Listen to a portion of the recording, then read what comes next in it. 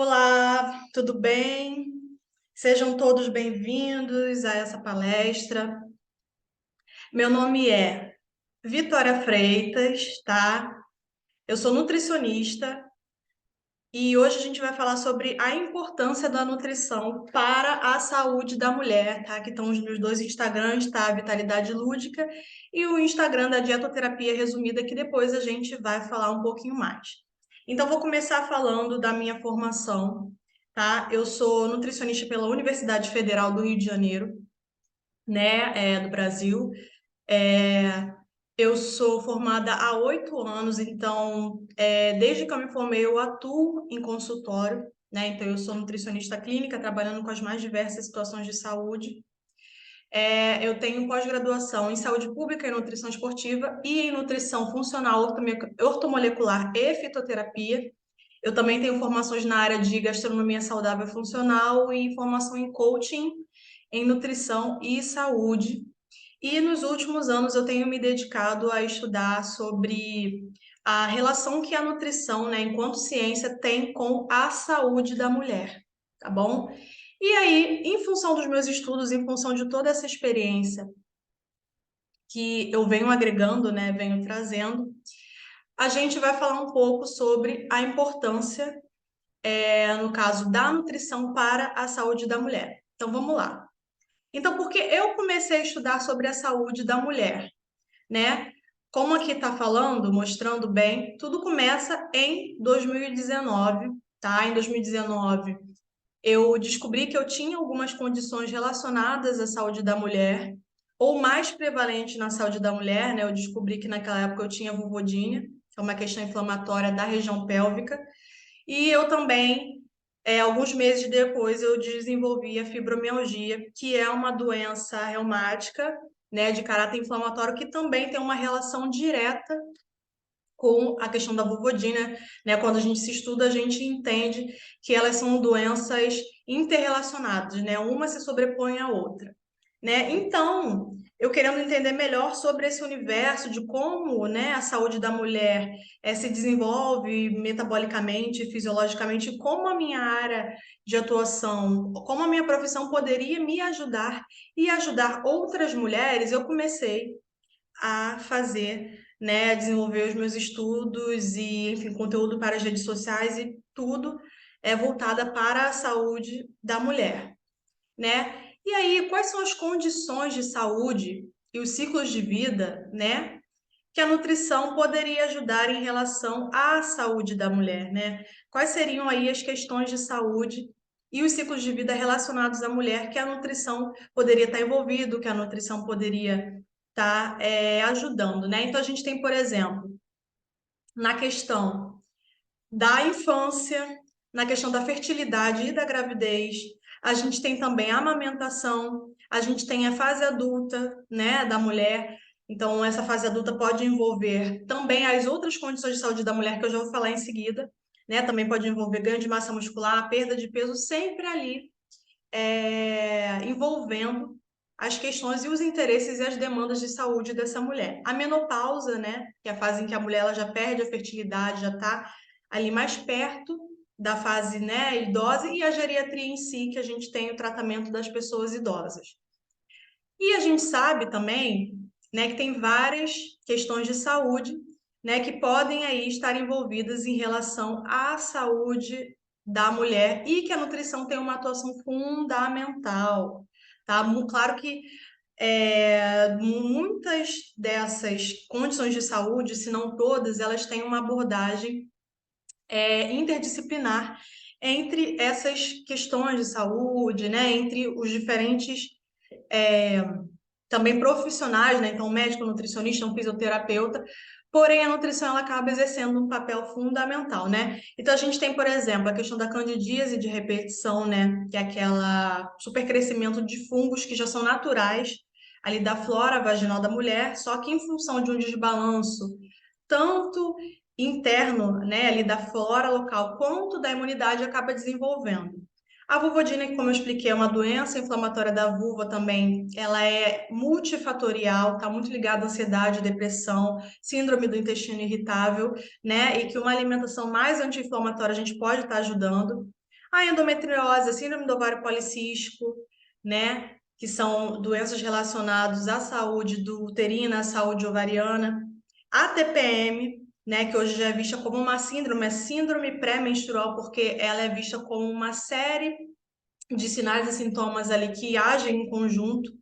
A fibromialgia, que, como eu expliquei, é uma doença reumática de fundo inflamatório, também está muito ligada à questão da síndrome da fadiga crônica, então a mulher ela tem uma perda de qualidade de vida aí muito grande, e a cistite intersticial, que é uma destruição dos tecidos ali da bexiga e que também é uma síndrome dolorosa, tá? Da mulher e que também uma dieta anti-inflamatória pode ajudar.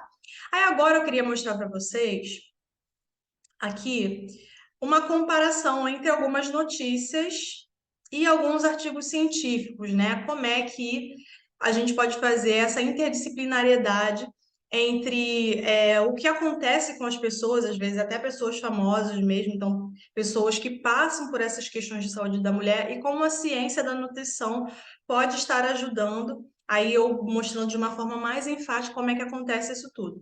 Então, por exemplo, a gente sabe, né, que a cantora Anitta, né, uma cantora brasileira, inclusive aqui da minha cidade, do Rio de Janeiro, né, ela,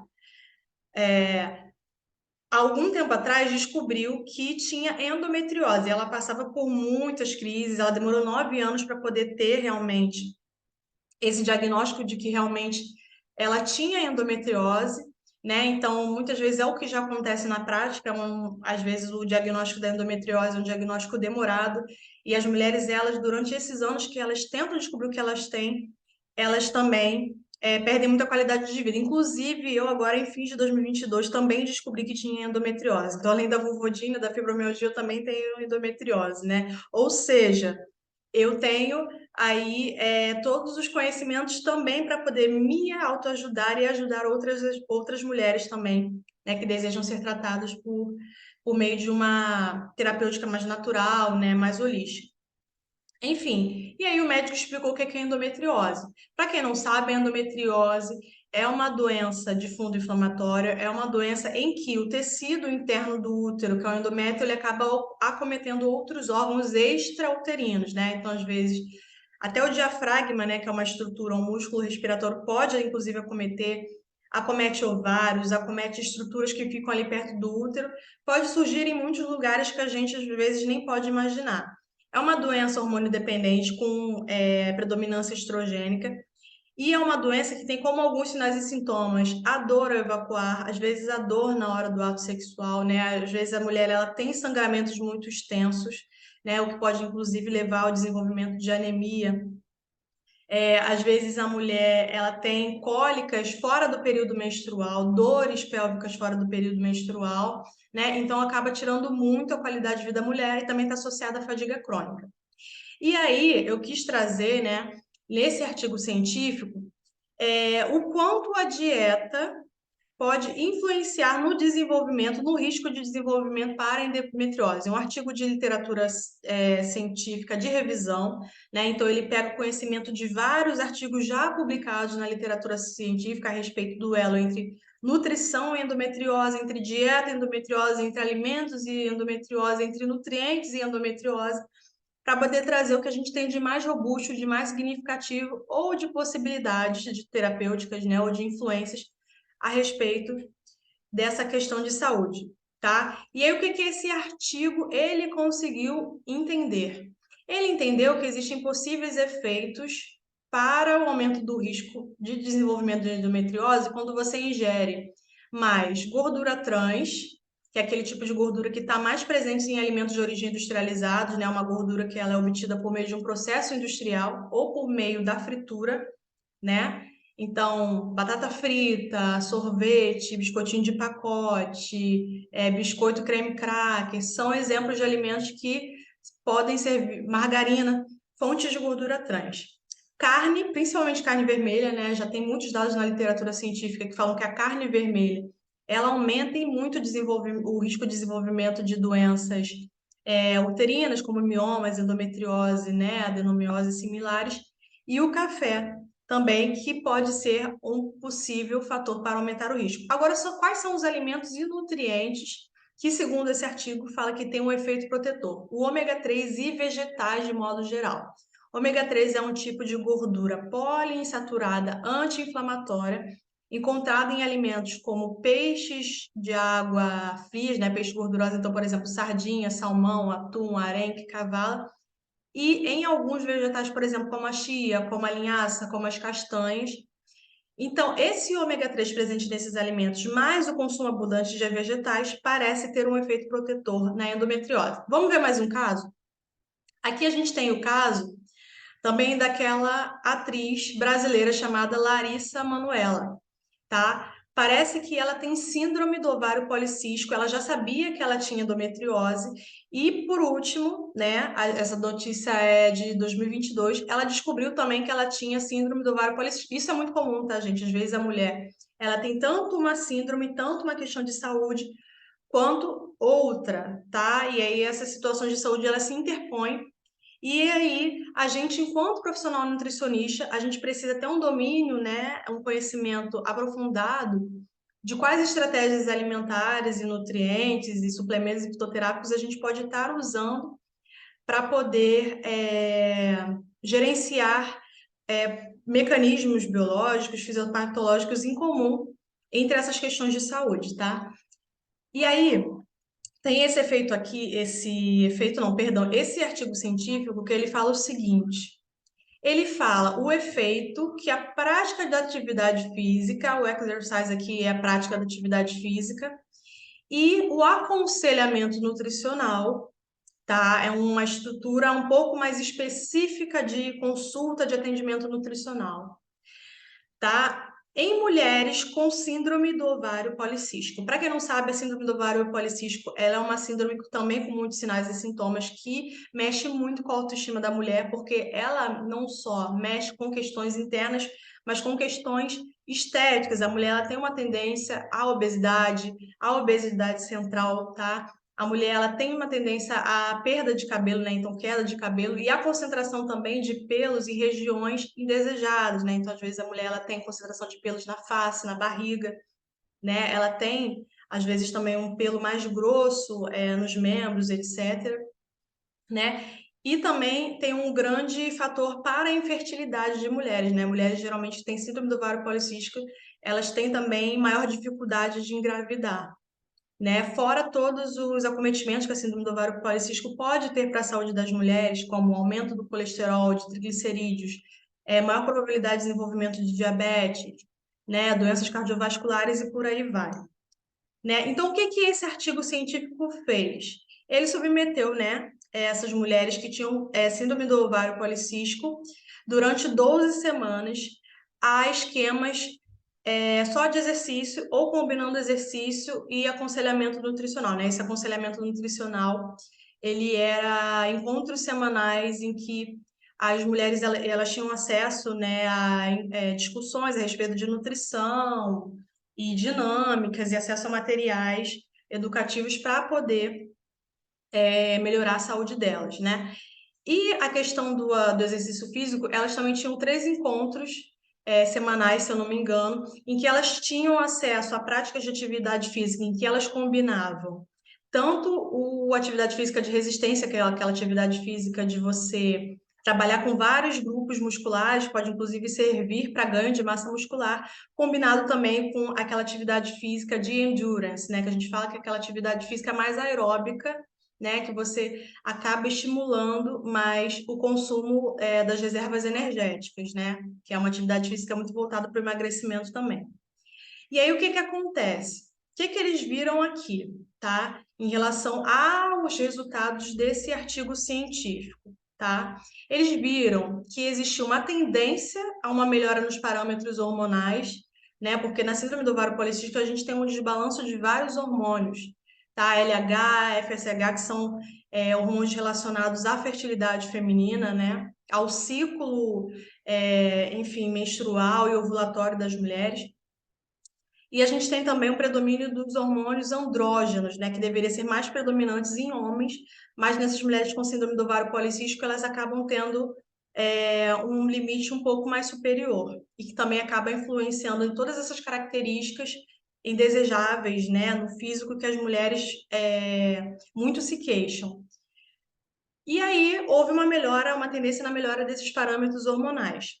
Houve também uma redução bastante significativa na circunferência da cintura e na insulina. Por que a circunferência da cintura é tão importante? Porque ela é um preditor de risco cardiovascular e de obesidade central. As mulheres que têm uma circunferência da cintura um pouco maior, elas têm maior risco de desenvolver de doenças cardiovasculares, inclusive também a desenvolver diabetes em função da resistência à insulina. O corpo não processa bem essa insulina. E também a insulina que estava alta tendeu a melhorar, a abaixar. Houve também uma melhora grande em duas dobras cutâneas. Por quê? Quando a gente mede as dobras cutâneas, a gente utiliza elas para poder gerar o percentual de gordura corporal. Então, elas têm a relação com esse percentual de gordura corporal, ou seja, indicando que pode haver também uma melhora nesse percentual de gordura do corpo e o consumo máximo de volume de oxigênio, né? O que isso quer dizer? Houve uma melhora também ao condicionamento físico dessas mulheres, ou seja, essas mulheres ficaram mais adaptadas a praticar atividade física, tiveram maior resistência cardiovascular, né? Melhoraram a forma de praticar atividade física, e isso também tem consequências positivas para a saúde, né? A gente sabe que a atividade física melhora o humor, melhora diabetes ou resistência à insulina, né? Enfim, melhora o nosso condicionamento cardiovascular e pulmonar, né? Então, a gente viu que conciliar o aconselhamento nutricional às estratégias nutricionais e as estratégias de atividade física trouxe benefícios para a saúde dessas mulheres com síndrome do ovário policístico, tá? Eu trouxe essa parte aqui para a gente poder conseguir entender que a ciência e as estratégias nutricionais, elas conseguem entregar melhora na qualidade de vida para essas mulheres que sofrem dessas questões de saúde. Então, vamos para a próxima etapa. A gente falou bastante, agora a gente vai falar da parte mais importante da nossa apresentação, que é quais nutrientes e alimentos que são essenciais para a saúde da mulher. Quais são os nutrientes e alimentos que a mulher, ao longo das suas fases de vida, ou independente das questões de saúde que ela tenha, precisa focar e trazer para o seu consumo no seu dia a dia? Então, aqui vai. Eu vou, aos poucos, comentando um pouco, tá, de como esses nutrientes, esses alimentos podem trazer esses benefícios, né? Então, a gente tem, por exemplo, aqui, ó, ômega 3 e ômega 9, beleza? Ômega 3 e ômega 9. Ômega 3, como eu já tinha falado, é um tipo de gordura anti-inflamatória. O ômega 9, ele também é um tipo de gordura anti-inflamatória, o melhor, é um tipo de gordura que preserva a saúde cardiovascular. Então, exemplos de fontes: azeite extra virgem, abacate, sementes oleaginosas e peixe, principalmente aqueles peixes que eu falei que são peixes gordurosos, né, de águas frias. O cálcio, leite e derivados, os vegetais verdes escuros, né, quiabo, sardinha, cavala, couve e salsinha, eles atuam ali na saúde cardiovascular também. Já foi visto também que o cálcio ele influencia também na endometriose, né, então é um nutriente que é importante você estar consumindo, é importante para a saúde dos ossos. Então, por exemplo, para as mulheres que já estão na menopausa ou que são idosas ou estão ainda na fase de crescimento, como as mulheres adolescentes, é interessante que se fique atento e consuma uma boa quantidade de cálcio, tá? O ferro, né, para mulheres que tenham, por exemplo, a endometriose, e que tem uma perda de sangue muito grande, né, um fluxo menstrual muito grande, é interessante, né, ficar atento, por exemplo, ao ferro, né? Mulheres que estão no período da gravidez e que têm aquela anemia fisiológica, né? Anemia mesmo típica da gravidez, é importante que se consuma fontes de ferro: carne, boi, peixe, frango, leguminosas, vegetais verdes escuros. Mulheres também que às vezes têm anemia e que têm uma candidíase subjacente a essa anemia. É importante também consumir ferro. Magnésio. Gente, magnésio é um dos nutrientes mais importantes e interessantes para a saúde da mulher, tá? As mulheres que têm o síndrome do ovário policístico, TPM, tá? Que tenham endometriose, elas precisam ter atenção no consumo de magnésio que elas têm. E a gente tá vendo que as populações, de modo geral, elas têm consumido menos magnésio em função do ultraprocessamento que a gente tem da nossa alimentação. Então, consumindo farinhas mais brancas, alimentos mais industrializados, você acaba perdendo na alimentação esse teor de magnésio. Quais são as fontes de magnésio? Semente de abóbora, por exemplo, é uma ótima fonte de magnésio, as oleaginosas, amendoim, amêndoas. Amendoim também é uma ótima fonte. Cacau. O cacau é um dos alimentos mais ricos em magnésio. Então, aquele chocolatezinho 70% mais amargo, aquele cacau em pó, é interessante estar consumindo no dia a dia. Vegetais verdes escuros, cereais integrais. Vitamina D. A melhor forma da gente produzir vitamina C é pegar sol 20 minutos por dia, tá? A vitamina C, né, que é muito interessante também para a saúde de pele, para a cicatrização, para a imunidade, principalmente mulheres que têm questões relacionadas à inflamação e imunidade, né? Então, consumir couve, caju, amora, morango, pimentão são alguns exemplos de fontes de vitamina C. Mamão, laranja, limão também são outras fontes. Resveratrol. Resveratrol é um flavonoide, então uma substância química antioxidante, anti-inflamatória presente em alimentos do reino vegetal, principalmente em uva roxa, suco de uva integral e amendoim, que é muito interessante para doenças de cunho inflamatório, para a imunidade e também para a saúde da pele, né? Para prevenir envelhecimento precoce. A biotina, que é conhecida como vitamina H, ela está presente na gema do ovo, nas nozes, couve, espinafre, couve-flor, repolho, pepino, né? E ela é muito interessante para a saúde da pele, cabelos e unhas. A vitamina E, assim como a vitamina A, né, que vem logo embaixo ali dela, elas são vitaminas que são antioxidantes, são anti-inflamatórias. Então, para quem tem endometriose, para quem tem condições inflamatórias pélvicas, condições pélvicas dolorosas, né? A gente sabe também que a vitamina E e a vitamina A também são interessantes na síndrome do ovário policístico para combater a inflamação.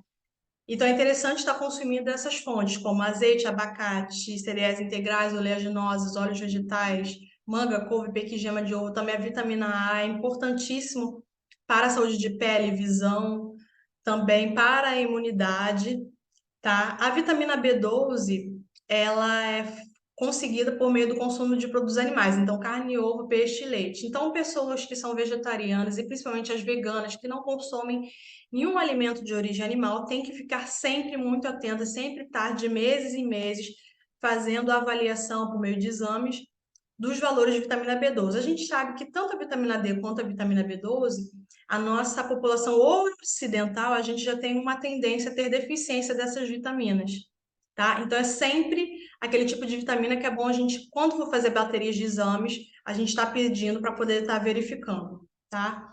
Selênio ótimo para a imunidade, né? Então, a melhor fonte de selênio aqui no Brasil é a castanha do Pará, né? Conhecido como castanha do Brasil. E outras fontes também, por exemplo, como a castanha de caju, aveia e gergelim. Prebióticos e probióticos, o que seriam isso? São nutrientes que auxiliam na melhora da saúde intestinal, né? Melhora da saúde intestinal. Os prebióticos, eles são as fibras, tá? São as fibras que melhoram, os alimentos ricos em fibras que melhoram a saúde intestinal, que servem de alimentos para os probióticos, que são as bactérias boas presentes em alguns alimentos. São as bactérias que colonizam o nosso intestino e trazem não só benefícios para a nossa saúde intestinal, mas benefícios para a nossa imunidade, para o nosso humor, tudo aquilo que está relacionado ao eixo intestino-cérebro, tá? Melhora também o funcionamento intestinal e etc. Então, aqui tem uns exemplos de fontes de prebióticos e de probióticos, né? Então, a gente tem, por exemplo, aveia, tomate, soja, uva passa, chicória, alho poró, alho, cebola, iogurte natural, kombucha, né? Que é uma espécie de chá fermentado. Kefir, que é uma bebida láctea à base desses probióticos. Coalhadas, pargos, batata iapon. É uma batata que tem tem um gosto de pera. É uma delícia. E aí, quais são as plantas medicinais que podem auxiliar na saúde da mulher, né? Quais são as plantas medicinais que podem estar aí sendo interessantes para quem tem diferentes questões de saúde da mulher? Então, para TPM, a gente tem muitas plantas. A gente tem Vitex, que é uma planta que parece muito a lavanda. A gente tem camomila, que é um chá bastante conhecido aqui no Brasil, bastante conhecido. A passiflora, que é o maracujá, né, que você utiliza as flores e as folhas para poder fazer. Erva de São João é uma erva muito interessante para quem tem ansiedade e depressão, né, conhecido também como hipérico. Erva doce e tomilho. Tomilho ele é ótimo para quem tem insônia, quem tem essas crises de insônia, de dificuldade de dormir na TPM, é super indicado, tá? Candidíase de repetição, né? Então, ervas que têm propriedades antifúngicas, que combate o fungo Candida albicans. Então, alho, orégano, alecrim, manjericão, cranberry, que é aquela fruta vermelha pequenininha, barbatimão, melaleuca, tá? Barbatimão e melaleuca é ótimo você fazer o que a gente chama de uso externo, né? Então, usar ou banho de assento, ou usar um óleo essencial de melaleuca, por exemplo. Ipê roxo, você pode fazer o chá. Umglian, que é uma planta, o Anglian, que é uma planta da medicina tradicional chinesa, que tem um princípio ativo chamado berberina, que ele é muito interessante também para o controle da candidíase de repetição. A berberina, ela também é interessante para quem tem resistência à insulina, tá? Então, o que a gente percebe também é que muitos dessas plantas, desses ativos, desses fitoquímicos, eles são interessantes não só para uma condição de saúde, mas são interessantes para várias, vocês vão ver aqui. Então, a gente tem extrato de semente de toranja, canela, romã, boldo do Chile, goiabeira, limão siciliano e própolis vermelho. O própolis ele é ótimo para muitas questões de saúde, principalmente para quem quer fortalecer a imunidade. É bom também para quem tem gastrite, tá? Síndrome do ovário policístico. A gente tem canela, gengibre, licorice, hortelã, vitex, simicífuga, chá verde, manjerona, tamareira. Aqui para a sopa é interessante tanto fitoterápicos que têm uma base anti-inflamatória contra aqueles que tratam a resistência à insulina, né, a glicemia, mas também aqueles que acabam diminuindo ou melhorando os níveis hormonais, tá? Endometriose. A endometriose é tanto interessante aqueles fitoterápicos que são anti-inflamatórios, mas que também trabalham com, digamos assim, a melhora, né, da saúde ali uterina, e também aqueles que também regulam os hormônios, principalmente o ciclo do estrogênio. Então, a gente tem aqui a uxi, amarelo, unha de gato, gengibre, cúrcuma. Gengibre, cúrcuma e alho são três dos fitoterápicos mais estudados ao longo dos últimos anos, porque a capacidade anti-inflamatória deles é altíssima. Gengibre e cúrcuma, então, é um dos mais estudados, um dos mais potentes anti-inflamatórios que a gente tem aí. Artemisia, chá verde, camomila, simicífuga também. A camomila ela ajuda a tirar essa dor, né? A diminuir as contrações uterinas. Peônia branca e tanchagem. Para fibromialgia, a gente tem cúrcuma, gengibre, cogumelo reishi, que também é um cogumelo da medicina tradicional chinesa, né? Clorela, a gente tem macela do campo, a gente tem ginseng coreano. O ginseng coreano é muito interessante para poder trazer maior energia, diminuir essa fadiga crônica que está ali associado à fibromialgia, tá? A gente tem também, para a menopausa, fitoterápicos que ajudam no controle dos fogachos e também a aumentar ali o estrogênio disponível. Então, a gente tem, por exemplo, linhaça, soja é um dos mais estudados para a menopausa, aveia, simicífuga, amora negra, trevo vermelho, vitex e salvia. Então, soja, simicífuga e trevo vermelho são alguns dos que o Ministério da Saúde, né, colocam como fitoterápicos de uso obrigatório, dos mais estudados, né, de maior evidência científica para a menopausa, tá bom? Então, o que que a gente aprendeu? O que que a gente aprendeu com tudo isso que a gente acabou de ver, né, que a gente acabou de estudar? A gente sabe, a gente aprendeu que a nutrição, ela tem muito para agregar para a saúde da mulher, né? Na verdade, eu diria que é tão importante para a prevenção quanto para a gestão dos sinais e sintomas das doenças. As doenças que a gente não consegue curar por meio da nutrição, a gente consegue melhorar muito, né? Digamos assim, a problemática, a sintomatologia, né? E que realmente o profissional nutricionista, ele é o mais habilitado para lidar com todas as demandas de saúde das mulheres em relação à nutrição e alimentação, a passar o plano alimentar, a trabalhar até com outras técnicas que a gente pode estar trazendo dentro da nutrição, a poder falar sobre fitoterápicos, alimentos, enfim. Realmente é o profissional mais indicado. Então, sempre que você tiver alguma questão de saúde ou simplesmente só quer manter a sua saúde para chegar à terceira idade, né, até os últimos dias da sua vida com uma saúde preservada, procure o profissional nutricionista. E aí, vamos falar um pouquinho do meu projeto, tá? Esse projeto aqui que eu estou mostrando aqui para vocês, é o projeto Dietoterapia Resumida, tá? É um projeto novo que eu ainda estou bem no início, estou lançando, né? Que tem como objetivo a produção de protocolos nutricionais e outros materiais, ferramentas nutricionais, lâminas, materiais de apoio para a prática da nutricionista e do é, estudante de nutrição, né? A prática voltada para o conhecimento, para o trabalho no consultório, né? Ajudando as pessoas a cuidar da saúde por meio da alimentação e da nutrição, né? Então, tem aqui o meu Instagram, tá? Dietoterapia Resumida, tem o meu site aqui, vitoriafreitas.net, onde as profissionais nutricionistas podem estar tendo acesso a esses materiais que são super bem qualificados, sempre baseados em evidências científicas, né? Vocês já devem ter percebido que todo o discurso que eu falo, todos os meus estudos são sempre baseados em evidências, né? E assim não seria diferente nesse projeto que eu vou oferecer para os profissionais, né? E quem quiser também saber mais sobre atendimento nutricional, pode me mandar um oizinho lá no meu site tem, né, o Instagram e tem o e-mail, ou me mandar diretamente também lá pelo Dietoterapia Resumida, pelo perfil do Instagram. Eu queria agradecer demais, demais, demais a presença de vocês aqui até agora. Muito obrigada por todo mundo que ficou até aqui. Espero que essa palestra venha somar muito, enfim, para a saúde das mulheres aí que estão me assistindo. Até a próxima. Obrigada.